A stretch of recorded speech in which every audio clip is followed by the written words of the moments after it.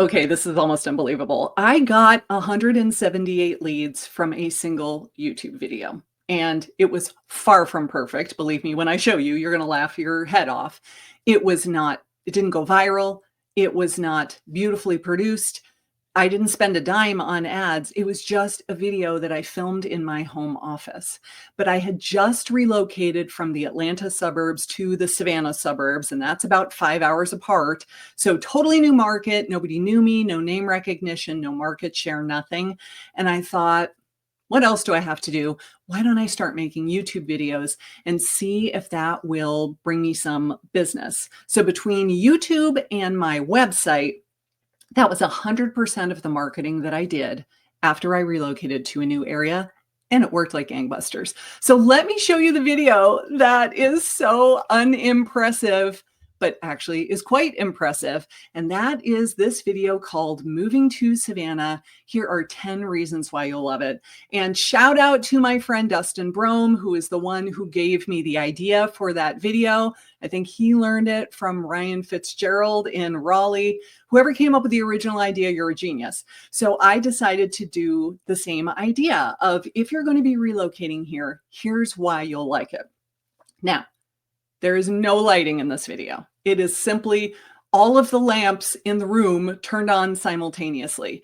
I filmed it with my iPad, I believed. I had my iPad on a tripod in front of me, and you can see my little clip-on microphone, which is nothing to write home about. In fact, I'll play it. I've got the sound turned off so I can continue to talk. But I do have my little clip-on microphone, which had a 10-foot cord and went across the room and then plugged into the microphone jack on my iPad.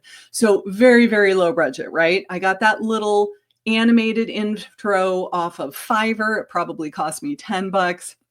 And I just made sure that what was behind me on my desk did not look incredibly cluttered. I wanted it to be kind of cute and attractive, but not take the focus off of me and what I was talking about. And then I just threw in some static photos. I can't even really call this B-roll. I mean, I guess it's B-roll. B-roll is what is showing on screen while we still hear you talking. And this was obviously just a screen grab. It was like a screen share. I use loom.com almost exclusively for doing this kind of thing. The other ones were just photos where just up on screen for 2 or 3 seconds and then go to the next one. And then every now and then I put in a little transition when I changed from one thing that I was talking about to a topic change. I said, let's just do a little transition. So anyone can do this with a bare minimum of editing skills, which I have. I have the bare minimum of editing skills.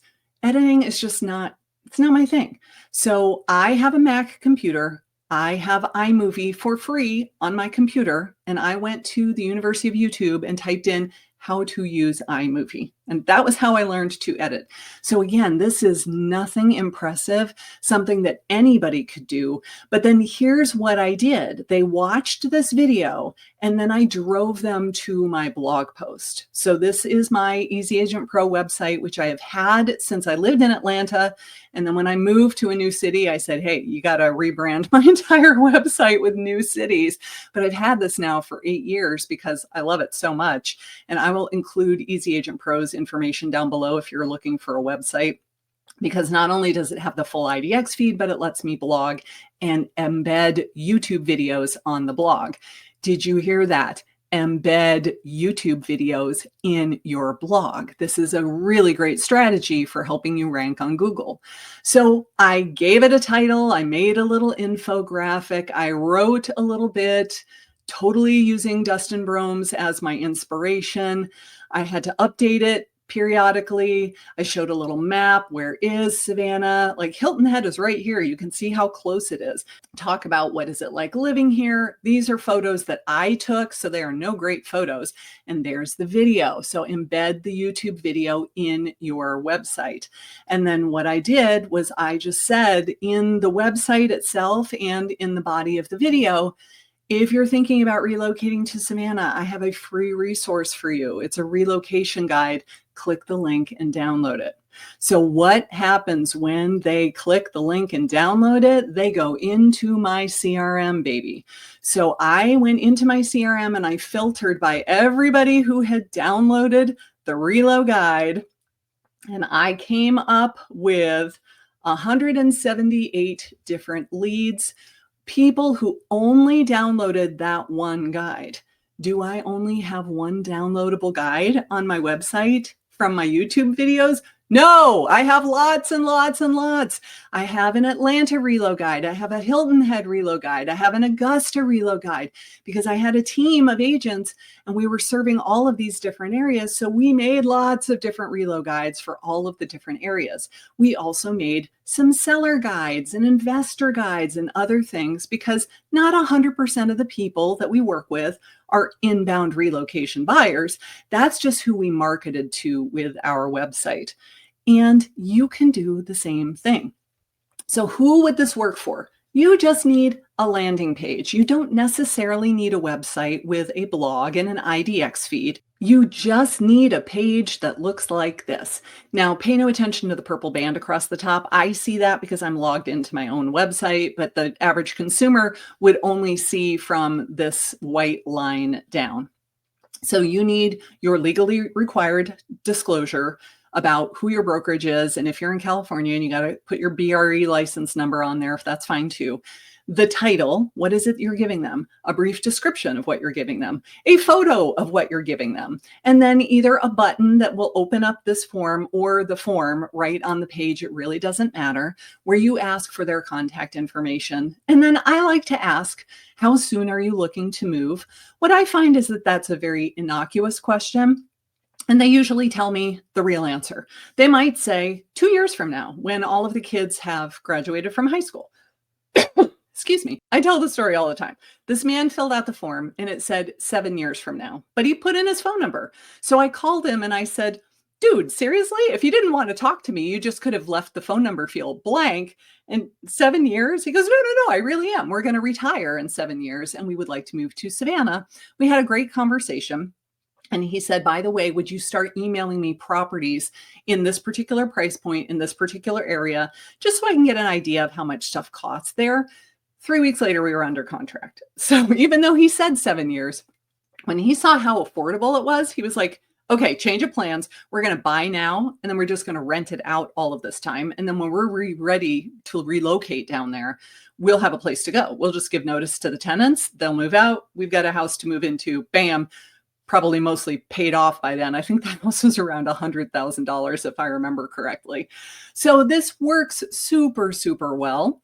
And all you need is just a simple one page like this. It's called a landing page. If you don't want to have search for homes and blogging and trying to rank on Google and all that stuff, you don't need it. You can have it if you want to, but if you just want the bare minimum, I just need a landing page.